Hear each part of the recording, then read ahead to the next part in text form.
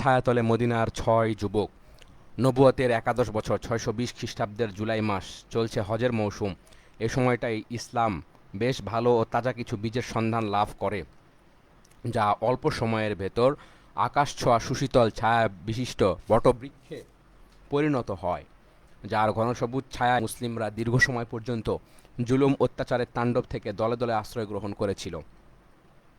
মক্কার মানুষ নবীজি সাল্লাল্লাহু আলাইহি ওয়াসাল্লামকে সবসময় মিথ্যা প্রতিপন্ন করার চেষ্টা করত।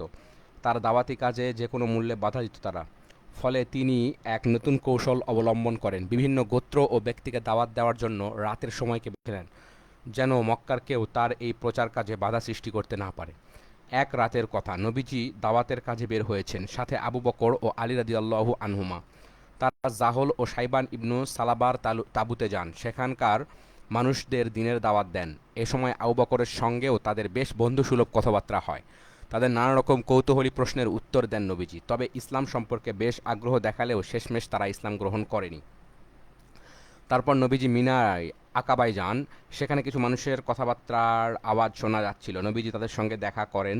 তারা ইয়াসরিবের মদিনার খাজরাজ গোত্রের লোক। তাদের নাম আসআদ ইবনু জুরারা বনু নাজ্জার, আউফ ইবনুল হারিস ইবনু রিফা ইবনি আফরা বনু নাজ্জার, রাফি ইবনু মালিক ইবনুল আজলান বনু জুরাইক, কুতবা ইবনু আমির ইবনু হাদিদা বনু সালাম, উকবা ইবনু আমির ইবনে দাবি, হারব ইবনু কাব, জাবির ইবনু আবদুল্লাহ ইবনু রিয়াব, আবু বনু উবাইদ বিন গনাম। মদিনাবাসীদের ইসলামের দিকে সহজে এগিয়ে আসার অন্যতম কারণ তাদের বসবাস ছিল ইহুদিদের সঙ্গে, আর এই ইহুদিদের প্রায় বলতে শোনা যেত, এই সময়ে একজন নবী আসবেন, তিনি এলে আমরা তার অনুসারী হব, তখন আমরা আদ ও ইরাম জাতির মতো তোদেরও ধ্বংস করে দেব।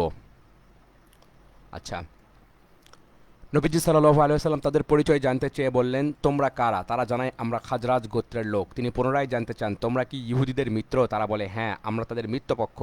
তখন তিনি অনুরোধ করেন, আসো আমরা বসে কিছুক্ষণ কথাবার্তা বলি। তারা বেশ আগ্রহ আর কৌতূহল নিয়ে নবীজির কাছে গিয়ে বসে। তিনি এই সুযোগে তাদের কাছে ইসলামের মৌলিক কথাগুলো তুলে ধরেন, তাদেরকে কোরআন থেকে তেলাওয়াত করে শোনান। তারা নবীজির বক্তব্য শুনে নিজেদের মধ্যে বলাবলি করতে থাকে, এতে বিন্দুমাত্র সন্দেহ নেই ইহুদিরা যে নবীর অপেক্ষায় আছে এবং যাকে নিয়ে তারা আমাদের বিরুদ্ধে লড়াই করার হুমকি দেয়, ইনিই সেই নবী। তাই সাবধান, ওরা আমাদের আগে যেন তার সঙ্গে সাক্ষাৎ করতে না পারে। এইভাবে তিনি তখনই নবীজির দাওয়াত গ্রহণ করে মুসলিম হয়ে যায়। মদিনার জ্ঞানী লোক এড়ায়, যারা গৃহযুদ্ধের কারণে সর্বস্ব হারিয়ে এখন নিঃস্ব। তখনও মদিনায় জ্বলছে যুদ্ধের আগুন। তাদের প্রত্যাশা, এই দাওয়াতের কারণে হয়তো বা চলমান যুদ্ধ থেমে যাবে। নবীজিকে তারা এটাই জানায়, আমাদের সম্প্রদায়ের মধ্যে যুদ্ধ লেগেই থাকে। আমাদের গোত্রের মানুষদের মধ্যে যতটা শত্রুতা ও হিংস্রতা আছে, সেটা বোধ হয় অন্য কারো মধ্যে নেই। আল্লাহ হয়তো আপনার মাধ্যমে আমাদের আবার একত্র করবেন, আমাদের মধ্যে আগের সেই ঐক্য ও সম্প্রীতি ফিরিয়ে দেবেন। আপনার এই বার্তা ও দিনের দাওয়াত আমরা তাদের কাছে পৌঁছে দেব। যদি আপনার কারণে আমাদের এই ভাঙ্গন ও অনৈক্য দূর হয়, তাহলে আপনি আমাদের কাছে সবচেয়ে প্রিয় মানুষে পরিণত হবেন। এই লোকগুলোই মদিনায় ইসলামের দাওয়াত নিয়ে যান, মদিনার মানুষকে ইসলামের দাওয়াত দিতে শুরু করেন। তাদের পরিশ্রম মেহনতের বদৌলতে মদিনার প্রতিটি ঘরে নবীজির আলোচনা শুরু হয়।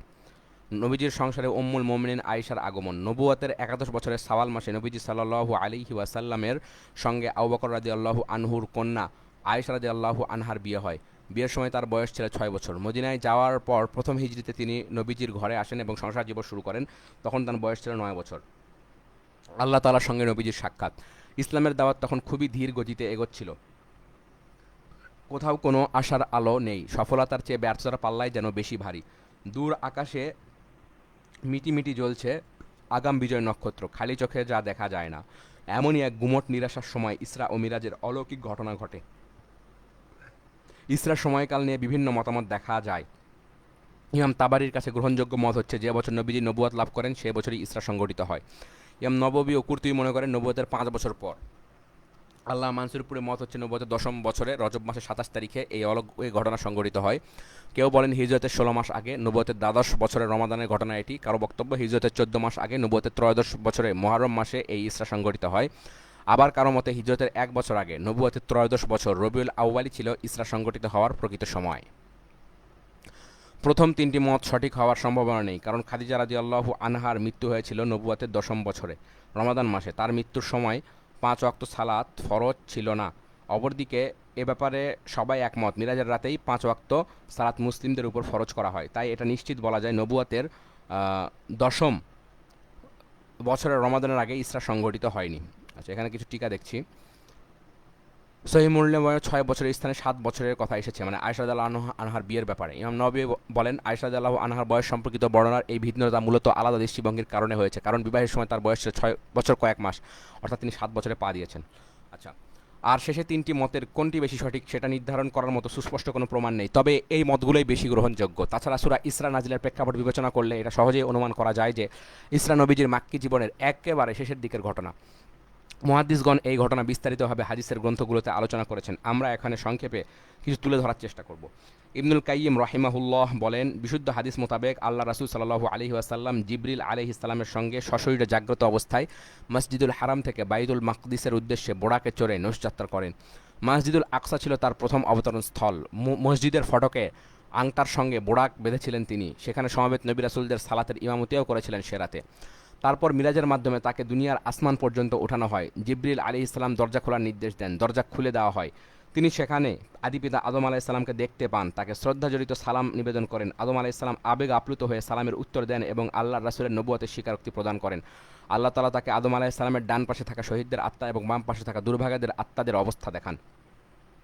তারপর তিনি পৌঁছে যান দ্বিতীয় আসমানে। জিবরিল আমিন দরজা খোলার আবেদন করলে তা খুলে দেওয়া হয়। তিনি সেখানে ইয়াহিয়া ইবনু জাকারিয়া ও ইসিয়া ইবনু মারিয়ামকে দেখতে পান, তাদের সঙ্গে সালাম বিনিময় হয়। তারা আল্লাহর রাসূল সাল্লাল্লাহু আলাইহি সাল্লামকে অভিবাদন জানান এবং তার নবুয়তের স্বীকৃতি প্রদান করেন। তারপর যান তৃতীয় আসমানে, সেখানে তার দেখা হয় ইউসুফ আলাইহিস সালামের সঙ্গে। সালাম বিনিময়ের পর তিনি মোবারকবাদ জানান এবং আল্লাহর রাসূলের নবুয়তের স্বীকারোক্তি দেন।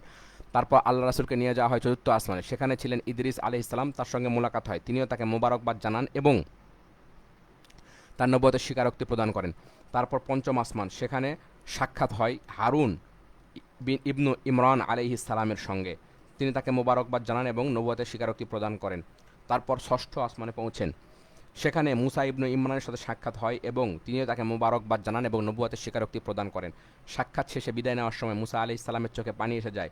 আল্লাহ রাসূল তাকে কান্নার কারণ জিজ্ঞেস করলে তিনি বলেন, আমি কাঁদছি এ কারণে, আমার পরে এক যুবক নবুয়াত লাভ করবে, জান্নাতে তার উম্মতের লোকজন আমার উম্মতের চেয়েও বেশি হবে। তারপর পৌঁছেন সপ্তম আসমানে, যেখানে ছিলেন ইব্রাহিম আলাইহিস সালাম, তার সঙ্গে সাক্ষাৎ হয়। আল্লাহ রাসূল সাল্লাল্লাহু আলাইহি ওয়াসাল্লাম তাকে শ্রদ্ধার সঙ্গে সালাম পেশ করেন, তিনিও স্নেহের সাথে তা গ্রহণ করেন। শেষে মুবারকবাদ জানিয়ে তার নবুয়তের স্বীকারোক্তি প্রদান করেন। তারপর নবীজিকে নিয়ে যাওয়া হয় সিদরাতুল মুনতাহায়, সেখান থেকে যান বাইতুল মামুরে। তারপর রাব্বুল ইজ্জা মহান পরাক্রমশালী আল্লাহ তাআলার দরবারে যথাযথ সম্মান এবং শ্রদ্ধার সঙ্গে হাজির হন। সেদিন আল্লাহ তার দূরত্ব ছিল মাত্র 2 ধনিকের পরিমাণ বা তারও কম। আল্লাহ তাআলা তাকে একান্তে প্রত্যাদেশ করেন এবং 50 ওয়াক্ত সালাত ফরজ করেন। তিনি যখন এই গুরু অধ্যাদেশ নিয়ে মুসা আলাইহিস সালামের কাজ দিয়ে অতিক্রম করছিলেন, তখন তিনি জানতে চান, আপনাকে কি নির্দেশ করা হয়েছে? আল্লাহ রাসূল বলেন, 50 ওয়াক্ত সালাত। নবী মুসা বলেন, আপনার উম্মত এত বেশি সালাত আদায় করতে পারবে না। হুম আপনি আল্লাহর কাছে গিয়ে সালাতের সংখ্যা কমানোর আবেদন করুন। জিবরিল আমিনের দিকে তাকান, অর্থাৎ তার কাছে তিনি পরামর্শ চাইছেন। নবীজি তখন জিবরিল আমিনের তাকান, অর্থাৎ তার কাছে পরামর্শ চাইছেন। জিবরিল আলাইহিস সালাম তাকে ইশারা করে বললেন, চলুন। আচ্ছা, সিদরা অর্থ বড়ই গাছ, আর মুনতাহা অর্থ শেষ প্রান্ত। সিদরাতুল মুনতাহা অর্থ শেষ প্রান্তের বড়ই গাছ। শরীয়তের পরিভাষা সিদরাতুল মুনতাহা হচ্ছে বিশাল বড়ই গাছ, যেটি সপ্তম, কারো মতে ষষ্ঠ আসমানের শেষ সীমানায় অবস্থিত। কোনো মানুষ, জিন, এমনকি ফেরেশতাও এই সীমানা অতিক্রম করতে পারে না। ফেরেশতাগণ আল্লাহর বিধিবিধান এখান থেকেই প্রেরণ করেন। বাইতুল মামুরের শাব্দিক অর্থ হলো জনমহল ঘর বা আবাদকৃত ঘর। পরিভাষায় বাইতুল মামুর দ্বারা সপ্তম আকাশের একটি মসজিদ উদ্দেশ্য, যেখানে প্রতিদিন 70,000 ফেরেশতা সালাত আদায় করেন। যারা একবার সালাত আদায় করেন আর তারা দ্বিতীয়বার এখানে সালাত আদায়ের আর সুযোগ হয় না। আচ্ছা, তিনি আবার আল্লাহ তাআলার কাছে নবীজিকে নিয়ে যান, তিনি তখনও সেখানে ছিলেন। আল্লাহ 10 ওয়াক্ত সালাত কমিয়ে দেন। 40 ওয়াক্ত সালাত নিয়ে আবার মুসা আলাইহিস সালামের পাশ দিয়ে যাওয়ার সময় তিনি আরও 10 ওয়াক্ত কমিয়ে নেওয়ার পরামর্শের কথা বলেন। আপনি রবের কাছে গিয়ে আবার সালাত কমানোর আর্জি পেশ করুন। এভাবে নবীজি মুসা আলাইহিস সালামের পরামর্শে বেশ কয়েকবার আল্লাহ তাআলার কাছে সালাতের ওয়াক্ত কমাতে আবেদন করেন এবং সেই আবেদনের প্রেক্ষিতে কমাতে কমাতে সর্বশেষ 5 ওয়াক্ত সালাত পর্যন্ত এসে ঠেকে। তখন মুসা আলাইহিস সালাম পুনরায় আবেদনের পরামর্শ দিলে তিনি বলেন, আল্লাহর কাছে এবার যেতে আমার ভীষণ লজ্জা লাগছে। 5 ওয়াক্ত সালাত আমি সন্তুষ্ট চিত্তে মেনে নিলাম। আল্লাহ রাসূল সাল্লাল্লাহু আলাইহি সাল্লাম এই বিধান নিয়ে কিছুদূর অগ্রসর হওয়ার পর শুনতে পেলেন, আমি বান্দাদের উপর আবশ্যক সালাতের গুরুদায়িত্ব লাঘব করে দিলাম এবং আজ থেকে তাদের উপর 5 ওয়াক্ত সালাত ফরজ করে দিলাম। ইবনুল কাইয়িম রাহিমাহুল্লাহ জাদুল মাআদ, কার লেখা? ইবনুল কাইয়িম রাহিমাহুল্লাহ জাদুল মাআদ গ্রন্থে মিরাজের রাতে সালাত ফরজ হওয়ার আলোচনা করার পর একটি মতবিরোধ তুলে ধরেন। রাসূলুল্লাহ সাল্লাল্লাহু আলাইহি ওয়াসাল্লাম কি আল্লাহ তাআলাকে চর্মচক্ষু দিয়ে অবলোকন করেছেন? ইবনু তাইমিয়া রাহিমাহুল্লাহর মতে মিরাজের রাতে আল্লাহ তাআলাকে রাসূল সাল্লাল্লাহু আলাইহি ওয়াসাল্লাম চর্মচক্ষু দিয়ে অবলোকন করেনি। করেননি। কোনো সাহাবীর কাছ থেকেও এ ব্যাপারে কোনো মতামত পাওয়া যায় না। ইবনু আব্বাস রাদিয়াল্লাহু আনহু থেকে দুটি বক্তব্য পাওয়া যায়। এক অবলোকন, দুই অন্তর্দৃষ্টিযোগে অবলোকন। প্রথম বক্তব্যে নির্দিষ্ট কোনো অবলোকনের কথা বলেননি, আর দ্বিতীয় বক্তব্যে যেহেতু স্পষ্ট করে অন্তর্দৃষ্টির মাধ্যমে অবলোকনের কথা বলেছেন, তাই বোঝা যাচ্ছে তিনি দ্বিতীয়টির পক্ষে রয়েছেন। ইবনুল কাইম আরও বলেন, কোরআনুল কারিমে রয়েছে, তারপর তিনি নিকটবর্তী হলেন এবং আরও নিকটে এলেন। এ আয়াতের প্রেক্ষাপট এবং অন্যান্য আয়াতের দিকে লক্ষ্য করলে স্পষ্ট বোঝা যায় এখানে মিরাজের রাতে আল্লাহ রাব্বুল আলামিনের নিকটে আসার কথা বলা হয়নি, বরং জিবরিল আমিনের সঙ্গে নবীজির সাক্ষাতের কথা বলা হয়েছে। ইবনু মাসউদ এবং আয়েশা রাদিয়াল্লাহু আনহুমার এটাই অভিমত। সূরা নাজমে নিকটবর্তী হওয়া এবং সাক্ষাতের যে আলোচনা, তা জিবরিল আমিনের সঙ্গে নবীজির সাক্ষাতের বিবরণ। নবীজি তাকে নিজ আকৃতিতে দুইবার দেখেছেন, একবার পৃথিবীতে আর একবার ঊর্ধ্বলোকে সিদরাতুল মুনতাহার কাছে। অবশ্য মিরাজের রাতে নবীজি আল্লাহর সঙ্গে সঙ্গ লাভ করেছেন, এই বিষয়টি সহিহ হাদিস দ্বারা প্রমাণিত। সূরা নাজমের ঘটনা শুধু জিবরাইল আমিনের সাথেই সম্পৃক্ত। মিরাজের ঊর্ধ্বজাগতিক এই ভ্রমণকালে নবীজি আরও একবার বক্ষ বিদারণ করা হয়। তিনি এই অলৌকিক সফরে অনেক অদ্ভুত ও অপার্থিব বিষয় অবলোকন করেন। এ সময় তার পবিত্র স্বভাব প্রকৃতির পরীক্ষা নেওয়া হয়। তার সামনে আনা হয় একই ধরনের দুটি পাত্র, একটি দুধের, অন্যটিতে ছিল মদ। তিনি দুধের পাত্রটিতে হাত দেন, তখন তাকে বলা হয়, যদি আপনি সত্য প্রকৃতির স্বভাবের উপর রয়েছেন, দুধের পাত্রটি না নিয়ে যদি মদের পাত্রটি হাতে নিতেন, তাহলে আপনার উম্মত পথভ্রষ্ট হয়ে যেত। তিনি জান্নাতে 4টি নদী দেখতে পান, দুটির উৎস বাইরে, অপর দুটির ভেতরে। বাইরের দুটি হচ্ছে নীল নদ ও ফুরাত। হ্যাঁ, জান্নাতে পৃথিবীর এই দুটি নদী দেখার তাৎপর্য হচ্ছে এই দুটি নদীর ধারে সবুজ শ্যামল অববাহিকা ইসলামের বার্তা পৌঁছে যাবে এবং এখানকার অধিবাসীরা প্রজন্মের পর প্রজন্ম ইসলাম চর্চা করবে।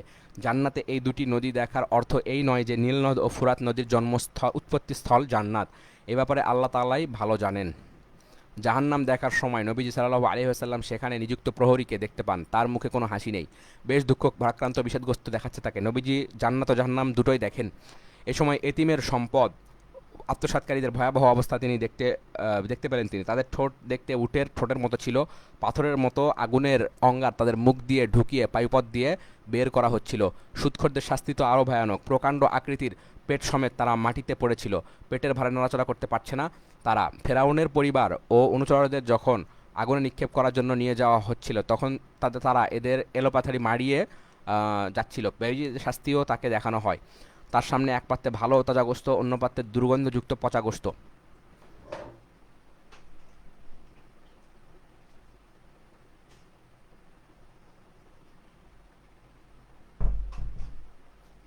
আচ্ছা, তারা ভালো গোস্ত রেখে বমি উদ্রেককারী পচা গোস্ত খাচ্ছিল। যে নারীরা স্বামীদের অগোচরে বিভিন্ন পুরুষের সঙ্গে মেলামেশা করে, অবৈধ সন্তান প্রসব করে, তাদের অশুভ পরিণতি তিনি সেখানে দেখতে পান। তাদের এই স্তনে আংটা লাগিয়ে শূন্যে ঝুলিয়ে রাখা হয়েছে। ইসরার রাতে যাত্রাপথে এক আরব বণিক দলের সঙ্গে নবীজির সাক্ষাৎ ঘটে। তাদের একটি উট হারিয়ে গিয়েছে। নবীজি সেই উটের সন্ধান বলে দেন। তাদের একটি ঢাকা পাত্র থেকে তিনি পানি পান করে তা আবার ঢেকে রাখেন। এ সময় বণিক দলের সবাই ঘুমাচ্ছিল। পরদিন সকালে সাক্ষাতের এই ঘটনা ইসরা ও মিরাজের ব্যাপারে তার দাবিকে মক্কাবাসীর কাছে সত্য প্রমাণ করে। সকালবেলা নবীজি সাল্লাল্লাহু আলাইহি ওয়াসাল্লাম আগের রাতের ঘটনা সবাইকে জানান। তিনি বলেন, আল্লাহ তাকে জান্নাত জাহান্নাম দেখিয়েছেন। ফেরেশতাদের জগৎও তিনি দেখে এসেছেন আল্লাহর অনুমতিক্রমে। মিরাজের এই ঘটনা শোনার পর মক্কার কাফিররা ব্যঙ্গ বিদ্রূপ করতে শুরু করে। নবীজির দাবি সঠিক কিনা যাচাইয়ের জন্য বাইতুল মাকদিসের বিবরণ শুনতে চাইল তারা। আল্লাহ তাআলা তখন নবীজির চোখের সামনে পুরো বাইতুল মাকদিস তুলে ধরেন। তিনি মক্কায় বসে বাইতুল মাকদিস দেখে দেখে তাদের কাছে নিখুঁত বর্ণনা দিতে থাকেন। আরবের যে বণিক দল সিরিয়া থেকে ফিরছিল, তাদের কথাও জানাতে ভোলেন না। তারা কখন পৌঁছাবে, তাদের কোন উটটি হারিয়ে গিয়েছিল, সব কিছুই জানান। নবীজি তাদের যেমন বলেছিলেন ঠিক তেমনটিই ঘটে। এবার তাদের মুখ বন্ধ হয়ে যায়, কোনো কিছুরই আর সদুত্তর দিতে পারে না তারা। তাদের মিথ্যাচার, বিদ্রূপ, কটাক্ষ, নির্যাতন এই ঘটনার পর আরও বেড়ে যায়। এই ঘটনাকে কেন্দ্র করে মক্কার কাফিররা নবীজিকে প্রচণ্ডভাবে আঘাত করতে শুরু করে। কখনো মিথ্যুক, কখন পাগল বলে গালিগালাজ করতে থাকে। এমন সময় সমাজ ও পরিবেশকে তোয়াক্কা না করে আবু বকর রাদিয়াল্লাহু আনহু মিরাজের এই সত্য ঘটনাকে প্রকাশ্যে সত্য বলে স্বীকার করে নেন। ইসলামের ইতিহাসে এজন্যই তিনি সিদ্দিক উপাধিতে ভূষিত হন, যার অর্থ নিঃসংকোচে সত্যায়নকারী। আল্লাহ তাআলা কুরআনুল কারিমে খুব সংক্ষেপে বলে দিয়েছেন কেন তিনি তার প্রিয় মানুষটিকে অলৌকিক ঊর্ধ্বজাগতিক অভিযাত্রায় 7 আসমান ভ্রমণ করিয়েছিলেন। লিনুরিয়াহু মিন আয়াতিনা, আমার নিদর্শন দেখানোর জন্য। আল্লাহ তাআলা প্রায় প্রত্যেক নবীকেই এক ঊর্ধ্বজাগতিক নিদর্শন দেখিয়েছেন। নবীদের ক্ষেত্রে এটাই তার সুন্নাহ। তিনি বলেন, এভাবে আমি ইব্রাহিমকে দেখিয়েছিলাম মহাকাশমণ্ডলী ও পৃথিবীর সার্বভৌম রাজত্ব, যাতে তিনি দৃঢ় প্রত্যয়ীদের অন্তর্ভুক্ত হতে পারেন। এটা কোন সূরা আয়াত? সূরা আনআম 75 নম্বর আয়াত। মুসা আলাইহিস সালাম বলেছিলেন, আমি তোমাকে আরও বড় নিদর্শন দেখাবো। সূরা তাহা আয়াত। নবী রাসূলদের ঈমান সুদৃঢ় করতে আল্লাহ তাআলা এই বিশেষ সুন্নাহ তিনি তাদেরকে ঊর্ধ্বজাগতিক কিছু অলৌকিক নিদর্শন সরাসরি দেখান। সাধারণত একটি জিনিস দেখা ও শোনার মধ্যে আকাশ পাতাল ব্যবধান থাকে, তাই আল্লাহ তাআলা নবীজিকে ঐশী জ্ঞান প্রদান করে এর বাস্তবতা তাদের সামনে তুলে ধরেন। ফলে তাদের ইমান বিশ্বাস হয়ে যায় আকাশস্পর্শী। দুনিয়ার সব পরাশক্তি তাদের কাছে একটা মশার ডানার চেয়েও তুচ্ছ মনে হয়। দিন প্রতিষ্ঠার সংগ্রামে তারা নিজেদের সম্পদ ও প্রাণ বিসর্জন দিতে তারা বিন্দুমাত্র কুণ্ঠাবোধ করেন না। মিরাজের সফরের মূল তাৎপর্য, রহস্য এবং সেই সঙ্গে এই সফরের বিস্তারিত বিবরণ তুলে ধরা বক্ষমান গ্রন্থের উদ্দেশ্য নয়, তবুও ছোট ছোট কিছু বিষয় এখানে ধরব যা একান্ত অনিবার্য এবং যেসব কারণে তা আরও ফুলেল ও সুরভিত হয়েছে নবীজির জীবন কানন।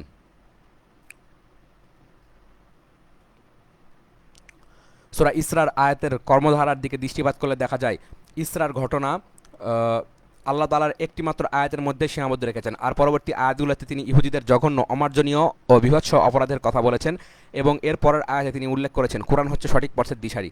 এই আয়াতগুলোর ভেতরে আলোচনার বিষয়বস্তু আপাতদৃষ্টিতে ভিন্ন হওয়ার কারণে আচ্ছা আমরা একটু দেখে নিই। আল্লাহ তাআলা প্রত্যেক নবীকেই এই ঊর্ধ্বজাগতিক নিদর্শন দেখিয়েছেন। তার মানে সকল নবী কি তাহলে সশরীরে জাগ্রত অবস্থায় 7 আসমান, জান্নাত, জাহান্নাম, আরশ, কুরসি ইত্যাদি ভ্রমণ করেছেন? মোটেও নয়। নবীজির সাথে অন্য নবীদের শুধু দেখা ও জানার মিল আছে, তবে দেখার ধরন ও অবস্থানের ক্ষেত্রে নবীজি সবার থেকে আলাদা।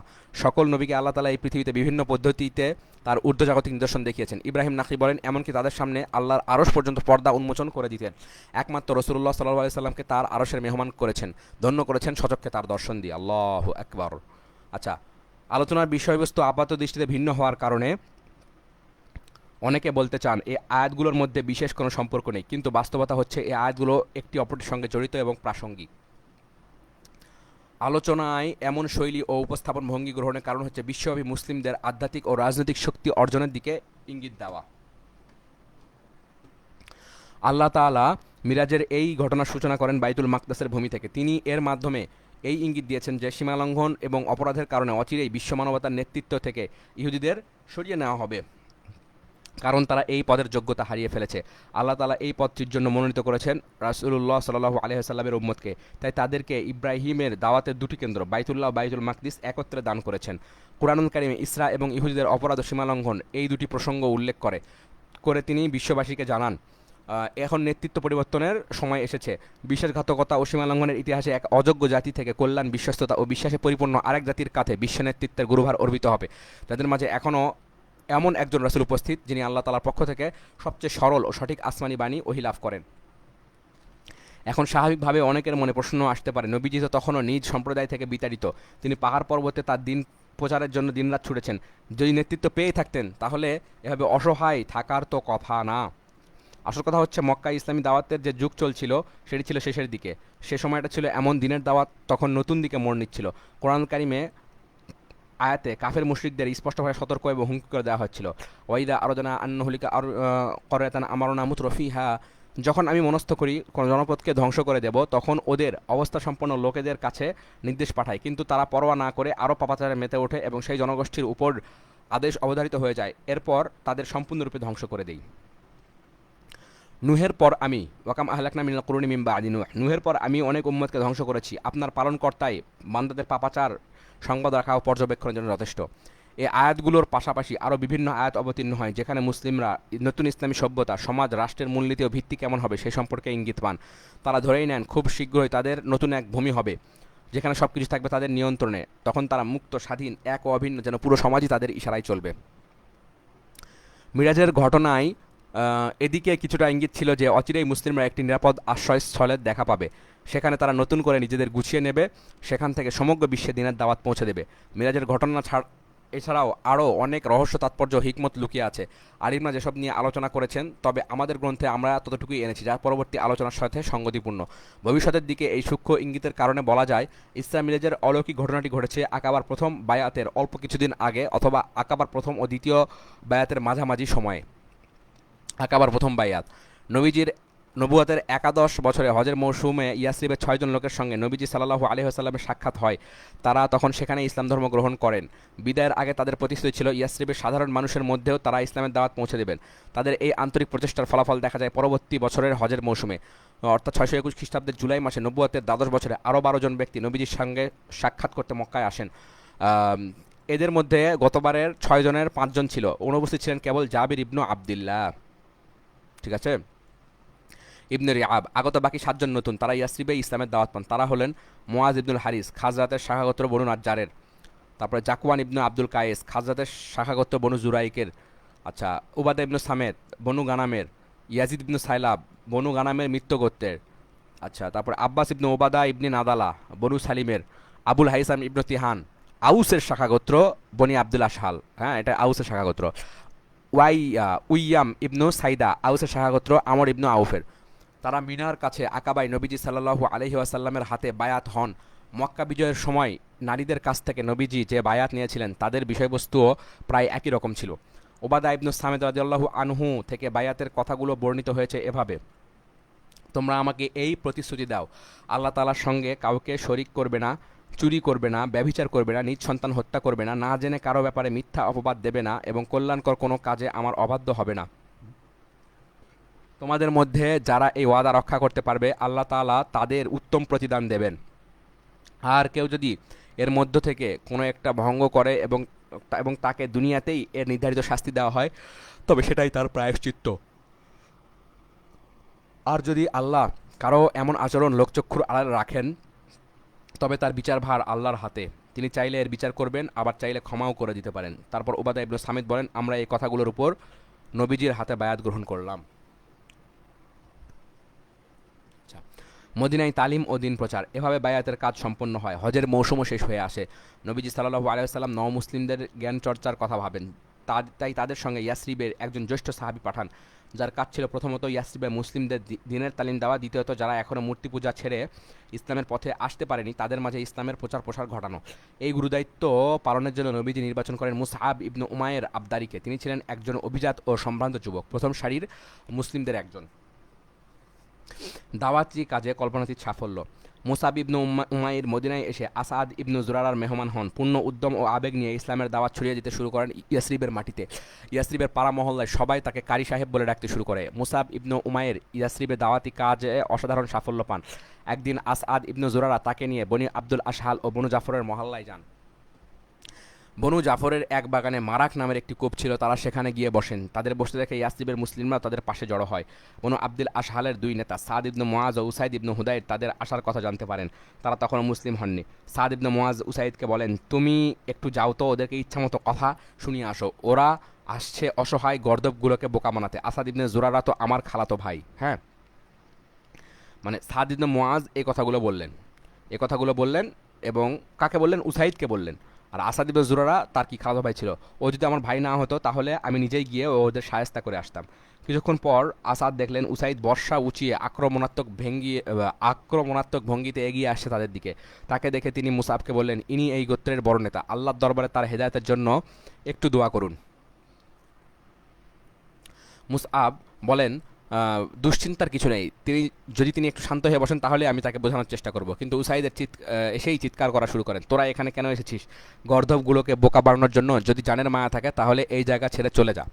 মুসাব রাদিয়াল্লাহু আনহু তখনও শান্ত। তিনি শান্ত হয় বিনয়ের সাথে বলেন, যদি একটু বসে আমাদের কথা শুনতেন, আমাদের কথা আপনার ভালো লাগলে তবেই গ্রহণ করবেন, ভালো না লাগলে গ্রহণ করার প্রয়োজন নেই। তবে আমরা আপনাকে কোনো রকম জোর করব না। একথা শুনে তিনি বললেন, তুমি বড় ইনসাফের কথা বলেছ। হাতের বর্ষা মাটিতে গেছে তিনি বসে পড়লেন। মুসআব রাদিয়াল্লাহু আনহু তাকে ইসলাম সম্পর্কে ধারণা দিলেন এবং কোরআনের কিছু আয়াত পড়ে শোনালেন। এটা কে ছিলেন? উসাইদ রাদিয়াল্লাহু আনহুকে। আচ্ছা, কোরআন ও ইসলাম বিষয়ে জানার পর তার মুখায়াবে অন্য রকম এক দীপ্তি খেলা করছিল, দেখে বোঝা যাচ্ছিল তিনি ইসলাম গ্রহণ করবেন। মুসাবের বক্তব্য শেষ হলে তিনি বলে উঠলেন, বেশ তো, কত সুন্দর এই ধর্ম। এই ধর্মে প্রবেশ করার জন্য কি কোনো আচার বা রীতিনীতি আছে? তারা জানালেন, গোসল করে পবিত্র কাপড় পড়তে হবে, ব্যাস। তারপর কালেমা শাহাদাত পাঠ করে 2 রাকাত সালাত আদায় করতে হবে, ব্যাস, এতটুকুই। তো তিনি তখনই গোসল করে পবিত্র পোশাক পরেন, কালেমায় শাহাদাত পড়ে 2 রাকাত সালাতও আদায় করেন। তারপর বলেন, আমি এমন এক ব্যক্তিকে রেখে এসেছি, তিনি যদি ইসলাম ধর্মে দীক্ষিত হন তো তাহলে তার পুরো গোত্র তার সঙ্গে ইসলাম গ্রহণ করে নেবে। আমি এখনই তাকে তোমাদের কাছে পাঠিয়ে দিচ্ছি। এই বলে তিনি বর্ষা হাতে সাদ ইবনে মুআজের কাছে যান। সাদ তখন গোত্রের সভাকক্ষে, তার সামনে তখন বহু লোক উপস্থিত। তাকে আসতে দেখে সাদ বললেন, আল্লাহর কসম, ও যে চেহারা নিয়ে সকালে বের হয়েছিল এখন আর সেই চেহারা নেই। সাদ জানতে চাইলেন, কি ব্যাপার, কি করলে? তিনি বললেন, আমি তাদের সঙ্গে কথা বলেছি, মনে হলো তারা কোনো ঝামেলা করবে না, তবু তাদের নিষেধ করে দিয়েছি যেন এখানে আর না আসে। তারা জানিয়েছে আমরা যা চাই তাই হবে। সাদ যেন নিজে গিয়ে তাদের সঙ্গে সাক্ষাৎ করে, এজন্য উসাইদ তাকে একটা উত্তেজক সংবাদ শোনান। শুনলাম বনু হানিসার লোকজন আসআদ ইবনু জুরারাকে হত্যা করার জন্য গিয়েছিল। আসাদ তো তোমার খালাতো ভাই, কাজেই তারা চাইছে এই সুযোগে তোমার সঙ্গে চুক্তি ভঙ্গ করতে। উসাইদের কথা শেষ না হতেই সাদ বর্ষা উঁচিয়ে তাদের দিকে ছুটে যান। সেখানে গিয়ে দেখেন তারা নিশ্চিন্তে বসে আছে, যেন কারো অপেক্ষায়।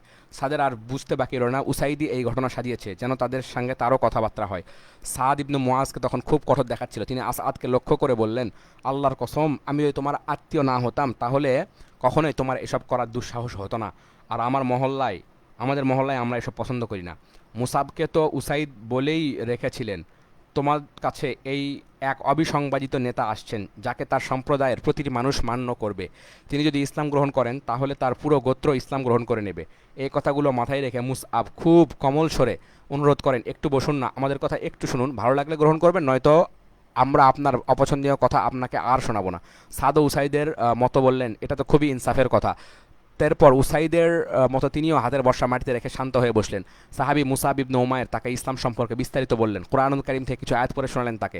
মুসাব রাদিয়াল্লাহু আনহু পরে জানিয়েছিলেন, ইসলাম সম্পর্কে জানানোর পর তার চেহারার বিশেষ দীপ্তি আমাদের চোখে পড়েছিল। তিনি যে ইসলাম গ্রহণ করবেন সেটা যেন আবছা আবছা বুঝতে পারছিলাম আমরা। এরপর তিনি জানতে চাইলেন, ইসলাম গ্রহণ করার পর কি কোনো নির্দিষ্ট রীতিনীতি বা নিয়ম আছে? মুসাব জানালেন, গোসল করে পাক সাফ কাপড় পরে কালিমায় শাহাদাত পাঠ করতে হয়, এরপর 2 রাকাত সালাত আদায় করলেই কাজ শেষ। তিনি তখনই সব কিছু করে নিজেকে ধন্য করেন। তারপর বর্ষা নিয়ে সভাকক্ষের দিকে রওনা হন। তাকে আসতে দেখে তার গোত্রের লোকেরাও বলাবলি করছিল, আল্লাহর কসম, তিনি গিয়েছিলেন এক চেহারা নিয়ে, ফিরলেন আরেক চেহারায়। এরই মধ্যে তিনি সভায় এসে পৌঁছেন। সভাসদদের সামনে দাঁড়িয়ে জিজ্ঞেস করলেন, বনি আব্দুল আশহাল, তোমরা কি আমাকে ব্যক্তি হিসেবে কেমন জানো? তারা বলে, আপনি আমাদের নেতা, আমাদের গোত্রের শ্রেষ্ঠ ও উত্তম ব্যক্তি, আপনি বিজ্ঞ, প্রাজ্ঞ ও জ্ঞানী। সাদ বলেন, তাহলে শুনে রাখো, তোমরা আল্লাহ ও তার রাসূলের প্রতি ঈমান না আনা পর্যন্ত তোমাদের গোত্রের নারী পুরুষ কারোর সঙ্গেই আমি কথা বলবো না। সন্ধ্যা হতে না হতেই বনি আব্দুল আশহাল গোত্রের সবাই ইসলামের ছায়াতলে আশ্রয় গ্রহণ করে। তবে উসাইরিম নামে এক ব্যক্তি বাকি ছিলেন। তিনি ইউদ যুদ্ধের দিন ইসলাম গ্রহণ করেন এবং শত্রুর আঘাতে সেদিন শহীদ হন।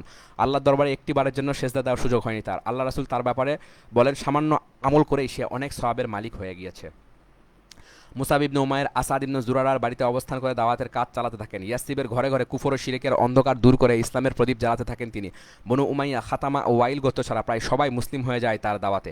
তাদের মধ্যে কাইস ইবনু আসলাত নামে মান্যবর এক কবি ছিল। সেই কবির অপপ্রচারের কারণে তাদের ইসলাম গ্রহণ বেশ কয়েক বছর বিলম্বিত হয়। ওই যে ওই দুই গোত্র, বনু উমাইয়া, খাতামা ও ওয়াইল গোত্র, এদের ইসলাম গ্রহণ বিলম্ব হয় কেন? ওই যে কাইস ইবনু আসলাত নামের এক কবির কারণে। পঞ্চম হিজরিতে খন্দকের বছর তারাও ইসলাম গ্রহণ করে নেন। নবুয়তের 13 বছর হজের মৌসুম আসার আগেই মুসাব ইবনে উমায়ের মক্কায় ফিরে যান। নবীজিকে শোনান সফলতার সুসংবাদ। তিনি নবীজিকে ইয়াসরিবের মানুষের ইসলাম গ্রহণের গল্প, তাদের সমরদক্ষতা, রণকৌশল ও আন্তরিকতার কথা জানান। এও বলেন, ইয়াসরিব হতে পারে ইসলামের উর্বর ভূমি, যেখান থেকে দাওয়াতের কাজ নির্বিঘ্নে করা যাবে, কোথাও কোনো অসুবিধা হবে না। আকাবার দ্বিতীয় বায়াত 622 খ্রিস্টাব্দের জুন মাসের কথা। নবুয়তের 13 বছর। এবারের হজ মৌসুমে ইয়াসরিব থেকে 70 জনেরও বেশি মুসলিম মক্কায় আসেন। তাদের সফর ছিল ইয়াসরিবের মুশরিক কাফেলার সাথেই। তাদের ভেতর অনেকেই বলেছিলেন, আর কতদিন আল্লাহর রাসূল মক্কার পাহাড়ে এভাবে অসহায় দিন কাটাবেন? আমরা কতদিন তাকে এভাবে ফেলে রাখব? মক্কায় পৌঁছালে নবীজির সঙ্গে তারা গোপনে যোগাযোগ করে। তখন স্থির হয় আইয়ামে তাশরিকের মাঝের দিন, অর্থাৎ 12 তারিখ মধ্যরাতে মিনার জামলাতুর উলার নিকটবর্তী উপত্যকায় নবীজির সঙ্গে তারা মিলিত হবেন। মদিনার আনসার সাহাবীদের একজন নেতার মুখ থেকেই আমরা এই ঐতিহাসিক সাক্ষাৎ সম্পর্কে জানব, যা আক্ষরিক অর্থে ইসলাম ও কুফরের মধ্যকার চলমান সংঘাতের ইতিহাস পাল্টে দিয়েছিল। কাব ইবনু মালিক আনসারী রাদিয়াল্লাহু আনহু বলেন, আমরা হজের উদ্দেশ্যে ইয়াসরিব থেকে মক্কায় আসি। আল্লাহর রাসূলকে আমরা কথা দিই, আইয়ামে তাশরিকের দ্বিতীয় দিন মধ্যরাতে আকাবায় আমাদের দেখা হবে। সেই রাতে আমাদের সঙ্গে ছিলেন আবদুল্লাহ ইবনু আমর ইবনে হারাম। তিনি ইয়াসরিবের একজন সম্ভ্রান্ত ও অভিজাত নেতৃস্থানীয় ব্যক্তি। কাফেলায় যারা তখনও মুশরিক ছিল তাদের থেকে লুকিয়েই আমরা সব কিছু করছিলাম। তাকে একটু সরিয়ে নিয়ে আসি, তার সঙ্গে আমরা বিস্তারিত আলাপ করি। আবু জাবির, আপনি আমাদের নেতা, আমাদের প্রিয়ভাজন ও সম্ভ্রান্ত মানুষ। আমরা চাই না কাল কিয়ামতে আপনি জাহান্নামের লাকড়িতে পরিণত হন। আচ্ছা, এভাবে আমরা তাকে ইসলামের দাওয়াত দিই। তাকে জানিয়ে রাখি, আল্লাহর রাসূল আমাদের সঙ্গে আকাবায় দেখা করার ওয়াদা করেছেন। আমাদের দাওয়াতে তিনি ইসলাম গ্রহণ করেন। বায়াতের সময়ও আকাবায় আমাদের সঙ্গে উপস্থিত ছিলেন, এমনকি সেখানেই তিনি ছিলেন আমাদের মুখপাত্র। কাব বলেন, সেদিন রাতেও আমরা গোত্রের লোকদের সঙ্গে নিজ নিজ তাঁবুতে ঘুমাই। রাতের 1/3 কেটে গেলে আমরা বিলারের মতো নিঃশব্দে সেখান থেকে সরে পড়ি, আকাবার পথ ধরি। চলতে চলতে আমরা আকাবার নিকটবর্তী একটি উপত্যকায় গিয়ে পৌঁছি। আমরা ছিলাম 73 জন পুরুষ আর 2 জন নারী। নারীদের একজন ছিলেন বনু মাজিন ইবনু নাজার গোত্রের নাসিবা বিন্তু কাব, যার উপনাম উম্মু আম্মারা। অপরজন বনু সালামা গোত্রের আসমা বিন্তু আমর, যার উপনাম উম্মু মানি। আচ্ছা, জিলহজ মাসের 11, 12, 13 তারিখকে আইয়ামে তাশরিক বলা হয়। আমরা সেখানে পৌঁছে নবীজির জন্য অপেক্ষা করতে থাকি। একটু পরেই তিনি সেখানে উপস্থিত হন। সঙ্গে ছিলেন তার চাচা আব্বাস ইবনু আব্দুল মুত্তালিব। তিনি তখনও ইসলাম গ্রহণ করেননি, কিন্তু ভাতিজার নিরাপত্তা বিধান এবং ভবিষ্যতের সিদ্ধান্ত গ্রহণে সহায়তার জন্য এসেছিলেন এবং তিনি প্রথমে কথা বলেন। নবীজির সঙ্গে গুরুত্বপূর্ণ এক বৈঠক। সবার উপস্থিতিতে আলোচনা শুরু হয়। আলোচনার বিষয় ধর্মীয় ও সামরিক সাহায্য সহযোগিতা। নবীজির চাচা আব্বাস ইবনু আব্দুল মুত্তালিব কথা শুরু করেন। এই চুক্তির কারণে যে গুরুদায়িত্ব চেপে বসবে কাঁধে, সেই সাথে যে সংকট ও ঝুঁকি তৈরি হবে, সব কিছু তিনি বুঝিয়ে বলেন তাদেরকে। তার ভাষায়, খাজরাজ সম্প্রদায় মোহাম্মদ আমাদের কতটা আপন সেটা তো তোমরা জানো। আমাদের মধ্যে ধর্মীয় পার্থক্য ও বিশ্বাসগত ভিন্নতা থাকা সত্ত্বেও আমরা তাকে তার হাত থেকে অনবরত রক্ষা করে আসছি। তিনি আমাদের কাছে সম্মান, মর্যাদা এবং প্রতিরক্ষার মধ্যে আছেন। তবুও তিনি তোমাদের সঙ্গে মিলিত হতে চাইছেন। এখন তোমরা যদি তার ধর্মে প্রকৃত বিশ্বাসী হয়ে থাকো এবং তার বিরুদ্ধবাদীদের কাছ থেকে তাকে রক্ষা করতে প্রতিশ্রুতিবদ্ধ হও, তবে শোনো, ধর্ম প্রচারের কারণে যে বিপদ ও সংকটের মুখোমুখি তোমরা হবে, তা যদি তোমরা হাসিমুখে বরণ করে নিতে পারো, তাহলে আমার কোনো আপত্তি নেই। তোমরা তাকে তোমাদের সঙ্গে নিয়ে যেতে পারো। তবে মক্কা ছাড়ার পর যদি তাকে আবার ফিরিয়ে দাও, তার পাশে না দাঁড়াও, তাহলে তাকে আর নিতে এসো না। সে নিজের দেশে এবং নিজ গোত্রের মানুষের কাছে সম্মান, মর্যাদা এবং নিরাপত্তার ভিতরে আছে। তাকে তার মতো থাকতে দাও। আব্বাস রাদিয়াল্লাহু আনহুর বক্তব্য শেষ হলে আমরা বলি, আপনার কথা শুনেছি হে ইবনুল মুত্তালিব। আর আল্লাহর রাসূলকে বললাম, হে আল্লাহর রাসূল, আপনার নিজের এবং আল্লাহর সন্তুষ্টির জন্য যেমন ইচ্ছা আমাদের জীবন থেকে অঙ্গীকার নিতে পারেন। আমাদের জীবনের বিনিময়ে হলেও আমরা তা রক্ষা করব। তাদের এই উত্তরই প্রমাণ করে এই বিশাল দায়িত্ব গ্রহণের জন্য এবং অনিশ্চিত ভবিষ্যতের দিকে নিজেদেরকে নিয়ে যাওয়ার ক্ষেত্রে তারা কতটা সংকল্পবদ্ধ, উদ্যমী, সাহসী ও আন্তরিক। তাদের উত্তর শোনার পর নবীজি সাল্লাল্লাহু আলাইহি ওয়াসাল্লাম নিজের বক্তব্য পেশ করেন এবং উপস্থিত সবার কাছ থেকে বায়াত নেন। সাহাবীরা যেসব বিষয়ে নবীজির সাথে প্রতিজ্ঞাবদ্ধ। ইমাম আহমদ রাহিমাহুল্লাহ আকাবার দ্বিতীয় বায়াতে উল্লেখিত ধারা ও শর্ত সম্পর্কে জাবির রাদিয়াল্লাহু আনহু থেকে বিস্তারিত একটি হাদিস বর্ণনা করেন। জাবির বলেন, আমরা আল্লাহ রাসূলকে জিজ্ঞাসা করলাম, কোন কোন বিষয়ের উপর আমরা আপনার হাতে বায়াত নিচ্ছি? তিনি বলেন, অনুকূল প্রতিকূল সর্বাবস্থায় আমরা শুনবো ও আমার কথা শুনবে ও মানবে। অভাব ও বা সচ্ছলতা যে অবস্থায় হোক না কেন, সম্পদ আল্লাহর রাস্তায় দানে কখনোই কৃপণতা করা যাবে না। ভালো কাজের আদেশ দেবে, মন্দ কাজের ব্যাপারে নিষেধ করবে। আল্লাহর জন্য যে কোনো কাজে অংশগ্রহণ করতে হবে, এক্ষেত্রে কারো পরোয়া করা যাবে না। তোমাদের কাছে যাওয়ার পর আমাকে সাহায্য সহযোগিতা করবে ও সর্বাত্মক নিরাপত্তা দেবে, যেভাবে নিজের পরিবার ও স্ত্রী সন্তানকে সাহায্য করো ও নিরাপত্তা দাও। বিনিময়ে আল্লাহ তোমাদের জান্নাত দেবেন। তবে ইবনে ইসহাক রাহিমাহুল্লাহ কাব রাদিয়াল্লাহু আনহু সূত্রে এই বিষয়ে যে হাদিস বর্ণনা করেছেন, সেখানে কেবল এখানকার শেষ ধারাটি আছে। সেই হাদিসটির বিবরণ হচ্ছে, কাব রাদিয়াল্লাহু আনহু বলেন, আব্বাস রাদিয়াল্লাহু আনহুর বক্তব্যের পর যখন আমরা আন্তরিকভাবে আমাদের সিদ্ধান্ত জানাই, তখন আল্লাহর রাসূল কথা বলা শুরু করেন। প্রথমে তিনি কুরআনুল কারীম থেকে তেলাওয়াত করেন, আমাদেরকে আল্লাহর দ্বীনের দাওয়াত দেন এবং দ্বীনের ব্যাপারে আমাদের অনুরাগী করে তোলেন। তারপর বলেন, তোমরা যেভাবে নিজেদের স্ত্রী সন্তানদের রক্ষা করো, সেভাবে আমাকেও রক্ষা করবে। এর উপরই আমি তোমাদের থেকে বায়াত গ্রহণ করেছি। বারা ইবনু মারুর নবীজি সাল্লাল্লাহু আলাইহি ওয়াসাল্লামের হাত ধরে বলেন, ওই সত্তার কসম করে বলছি যিনি আপনাকে নবী করে পাঠিয়েছেন, আপনাকে আমরা ঠিক সেভাবেই রক্ষা করব যেভাবে আমাদের পরিবার পরিজনকে রক্ষা করি। হে আল্লাহর রাসূল, মেহেরবানি করে আপনি আমাদের বায়াত নিন। আমরা অকুতভয় যোদ্ধা জাতি, প্রজন্মের পর প্রজন্ম ধরে সমরশাস্ত্রে ও রণকৌশলে আমরা পারদর্শিতা দেখিয়ে আসছি। বারার কথার মাঝখানে আবু হাইসাম ইবনু তিহান বলে ওঠেন, হে আল্লাহর রাসূল, মদিনার ইহুদিদের সঙ্গে আমাদের কিছু চুক্তি আছে, আমরা সেই চুক্তিগুলো এখন ভেঙে ফেলছি।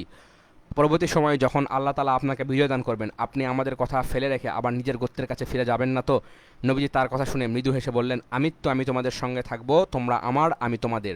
তোমরা যার বিরুদ্ধে লড়াই করবে, আমিও তাদের বিরুদ্ধে লড়াই করব। তোমরা যাদের সঙ্গে সন্ধি করবে, আমিও সন্ধি করব তাদের সাথে। বায়াতের ঝুঁকি ও সাহাবীদের গুরুত্ব। বায়াতের শর্ত ও ধারা নিয়ে আলোচনা শেষ হলে দ্বিপাক্ষিক চুক্তি শুরু হয়। এ সময় নবুয়তের একাদশ ও দ্বাদশ বছরের হজ মৌসুমে যারা নবীজির হাতে বায়াত গ্রহণ করেছিলেন তাদের মধ্য থেকে দুজন মুসলিম দাঁড়িয়ে যান। এই চুক্তির কারণে ভবিষ্যতে আরও কী কী সংকট তৈরি হতে পারে সেগুলো খুঁটিয়ে খুঁটিয়ে আলোচনা করেন, যাতে উপস্থিত সবাই নিজেদের কাঁধে চাপিয়ে নিতে যাওয়া দায়িত্বের গুরুভার উপলব্ধি করতে পারেন এবং সেজন্য ভবিষ্যতে যে ত্যাগ তিতিক্ষার মধ্য দিয়ে যাওয়া লাগতে পারে তার জন্য নিজেদের প্রস্তুত করতে পারেন। এসব দিক বিবেচনায় না নিয়ে এটাকে সাধারণ কোনো চুক্তি মনে করলে পরে আক্ষেপ করা লাগতে পারে। তারা দুজনেই বেশ জোর দিয়ে বিষয়টি সবাইকে বুঝিয়ে বলেন। ইবনু ইসহাক বলেন, লোকেরা বায়াতের জন্য সমবেত হলে আব্বাস ইবনু ওবাদা ইবনি নাদালা সবাইকে ডেকে বলেন, তোমরা কি জানো এই বায়াতের পরিণতি কি হবে? তোমরা কিন্তু জেনে বুঝেই পুরো আরব জাতির বিরুদ্ধে অস্ত্র ধারণ করছো। তোমাদের মধ্যে যদি এই ভয় থাকে তোমাদের সম্পদ লুণ্ঠিত হবে, তোমাদের অভিজাত মানুষেরা বিপন্ন হবে, এমনকি তোমরা নিজেদের ভূমি থেকে উচ্ছেদও হতে পারো, তাহলে তোমরা বায়াতের জন্য হাত বাড়িয়ে দিও না। এমনটা করলে তোমরা দুনিয়া ও আখিরাত দুটোই হারাবে। আর যদি জানমালের পরোয়া না করে তোমরা এই নতুন বার্তার গুরুভার নিতে পারো, তবে আল্লাহর কসম করে বলছি এই বায়াত তোমাদের দুনিয়া ও আখিরাতে উভয় জগতের সফলতা নিয়ে আসবে। আব্বাস ইবনু উবাদার কথা শেষ হলে উপস্থিত লোকেরা বলেন, আমরা জানি আমাদের সম্পদ নষ্ট হবে, নেতৃস্থানীয় অনেক ব্যক্তির জীবনও বিপন্ন হতে পারে, তবু আমরা জেনে শুনেই এই বায়াত গ্রহণ করেছি। আমরা যদি এই ওয়াদা বাস্তবায়ন করি তাহলে আমরা এর বিনিময়ে কি পাবো? নবীজি বলেন জান্নাত। তারা এই উত্তর শুনে নবীজির হাতে হাত বাড়াতে এই উত্তর শুনে নবীজিকে হাত বাড়াতে অনুরোধ করেন। তারপর তার হাতে হাত রেখে সবাই বায়াত গ্রহণ করেন। জাবির রাদিয়াল্লাহু আনহু বলেন, আমরা আল্লাহ রাসূলের হাতে বায়াত নিতে যাচ্ছি। এমন সময় আসাদ ইবনে জুরারা, যিনি ছিলেন আগত ৭০ জন মানুষের ভিতরে সর্বকনিষ্ঠ, আল্লাহর রাসূলের হাত ধরে ইয়াসরিববাসীকে বলতে থাকেন, হে ইয়াসরিববাসী, এখনও সময় আছে, একটু ভেবেচিন্তে অগ্রসর হও। আমরা এত দূর পথ পাড়ি দিয়ে এখানে এসেছি কারণ আমরা হৃদয়ের গভীর থেকে বিশ্বাস করি তিনি আল্লাহ প্রেরিত রাসূল। আমাদের সঙ্গে তার মদিনায় যাওয়ার অর্থ হচ্ছে পুরো আরবের সঙ্গে আমাদের সম্পর্ক ছিন্ন করা এবং নিজেদের জীবন সম্পদ ও আবাসভূমি নিয়ে বিপদে পড়া। তোমরা যদি এসব কিছু মেনে নিতে পারো তাহলে আল্লাহর রাসূলকে তোমাদের সঙ্গে নাও, অবশ্যই এর প্রতিদান তোমরা আল্লাহ তাআলার কাছে পাবে।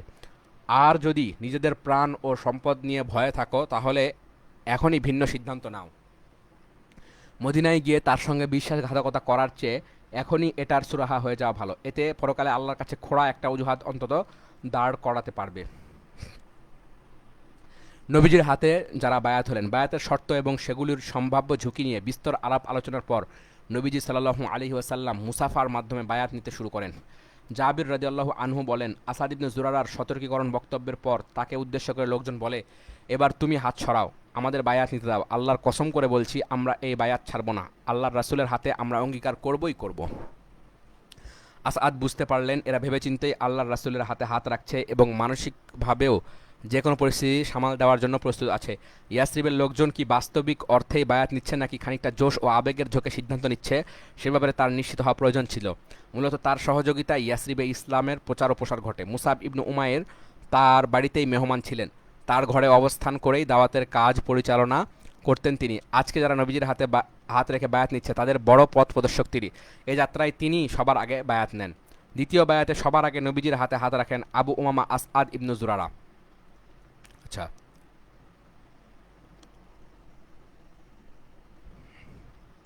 তারপর অন্যদের বায়াত শুরু হয়। আমরা একে একে দাঁড়াই। নবীজি আমাদের কাছ থেকে বায়াত গ্রহণ করেন এবং পরকালে জান্নাত লাভের সুসংবাদ দেন। এই কাফেলায় দুইজন নারীও ছিলেন। নবীজি তাদের কাছে কেবল মৌখিক বায়াত গ্রহণ করেন, তিনি তাদের সঙ্গে কোনো রকমের মুসাফা করেন। শুধু তাই নয়, নবীজি কখনোই কোনো পরনারীর সঙ্গে হাত মেলাননি।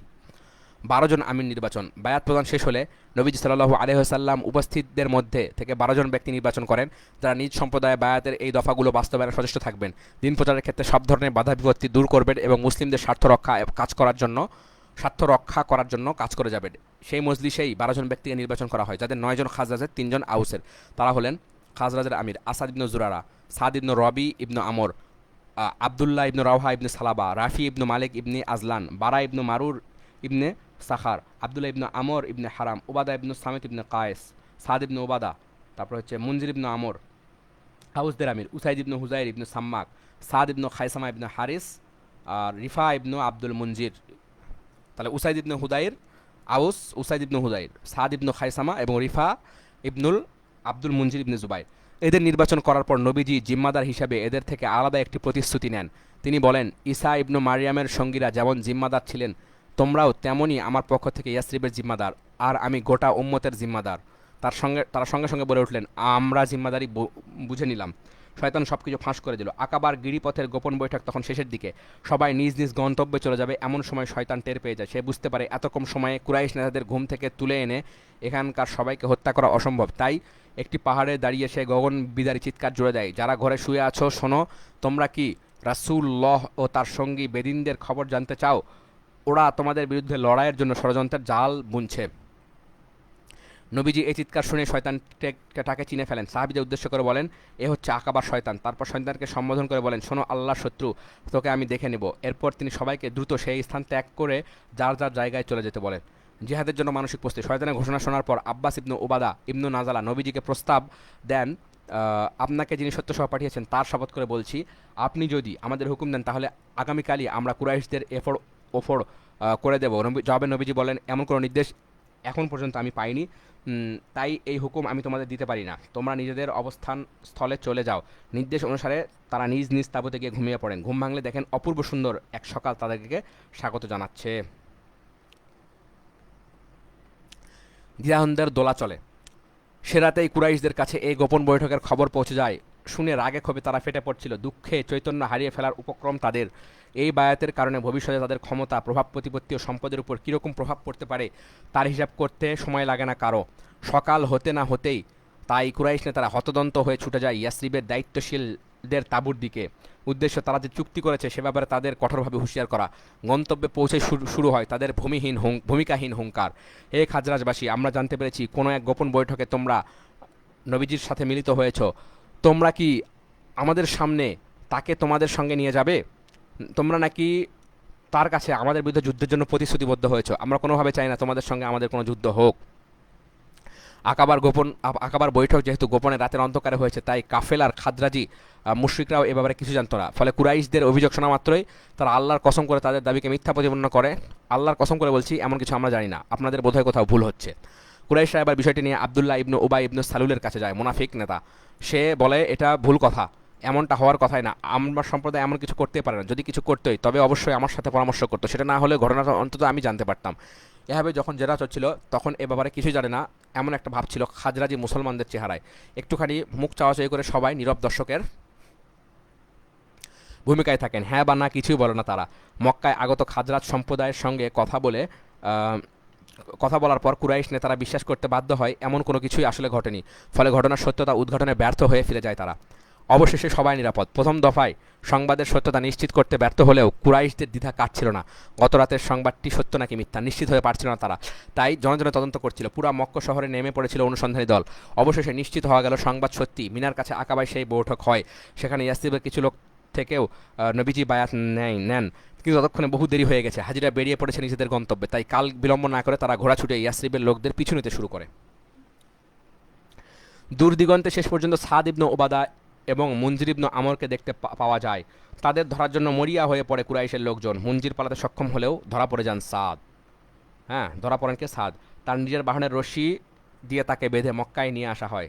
তারা তাকে অমানসিক নির্যাতন করে এবং টেনে হিঁচড়ে নিয়ে আসে। মক্কার দুই ব্যবসায়ী মুতিম ইবনে আদি ও হারিস ইবনে হারাম ইবনে উমাইয়ার ব্যবসায়ী কাফেলাকে সাদ মদিনার পথে সুরক্ষা দিত। তাই তারা এগিয়ে এসে তাকে মুক্ত করে দেন। তাহলে মুতিম ইবনে আদি এবং হারিস ইবনে হারাম ইবনে উমাইয়ার ব্যবসায়ী কাফেলাকে নিরাপত্তা দিত কে? সাদ। এদিকে ইয়াসরিব পৌঁছে আনসাররা সলা পরামর্শ শুরু করে কীভাবে তাদের মধ্যে ছাড়িয়ে আনা যায়। এরই মধ্যে দেখা গেল সাদ ফিরে আসছেন। ফিরে আসার মধ্যে দিয়ে মদিনার সকল হজযাত্রী নিরাপদে ঘরে ফিরে আসে। এই দ্বিতীয় বায়াতটি ইতিহাসে আল আকাবাতুল কুবরা, বড় বায়াত নামে পরিচিত। ভালোবাসা, সহযোগিতা, সহমর্মিতার আবেগঘন এক পরিবেশে ঐতিহাসিক আকাবার বায়াত সংগঠিত হয়। মক্কার দুর্বল মুসলিমদের করুণ অবস্থা দেখে তারা মানসিকভাবে বেশ আঘাত পায়। এই দিনী ভাইদের প্রতি তাদের ভালোবাসা দ্বিগুণ হতে থাকে। তাদের উপর অবর্ণনীয় জুলুম চিত্র দেখে মদিনায় এসে তারা তাদের জন্য কিছু করার চিন্তা শুরু করে। কেবল মহান আল্লাহর ভালোবাসা ও তার রাসূলের ভালোবাসার কারণে তাদের প্রতি নিঃস্বার্থ একটা প্রীতি জায়গা করে নেয় তাদের মনে। তাদের এই প্রীতি ভালোবাসা নিছক ক্ষণস্থায়ী কোনো মনের আকর্ষণ থেকে ছিল না, যা কালের স্রোতে ঘটনাক্রমে পালাবর্তনে হারিয়ে যাবে। মহান আল্লাহ ও তার রাসূলের প্রতি অনড় বিশ্বাস ও ঈমানই ছিল এই ভালোবাসার মূল উৎস ও ঝর্ণামুখ। এই ঈমান এমনই শক্তিশালী যা পৃথিবীর কোনো পরাশক্তি বা অত্যাচারী কাউকেই পরোয়া করে না। এই ঈমানের ঝড় যখন বইতে শুরু করে তখন অত্যাচারী মসনদ নিমিষেই নাস্তানাবুদ হয়ে যায়। এই ঈমানের বল ও শক্তি দেয় যুগের পাতায় মুসলিমরা নিজেদের অমর করে রেখেছে এবং বিশ্ব ইতিহাসে এমন অবদান রাখতে সক্ষম হয়েছে যা এর আগে কোনো জাতির পক্ষে সম্ভব হয়নি, এমনকি ভবিষ্যতেও কোনোদিন সম্ভব হবে না।